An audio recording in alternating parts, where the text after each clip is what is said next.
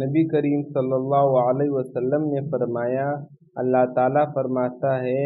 کہ میں اپنے بندے کے گمان کے ساتھ ہوں، اور جب بھی وہ مجھے یاد کرتا ہے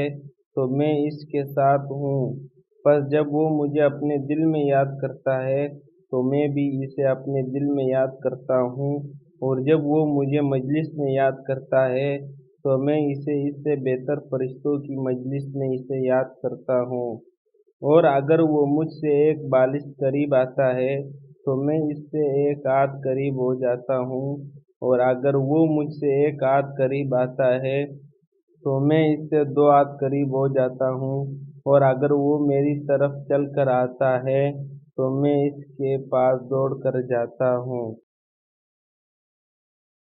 تمام مسلمان بھائیوں سے گزارش کرتا ہوں کہ ویڈیو کو لائک، شیئر اور سبسکرائب ضرور کریں۔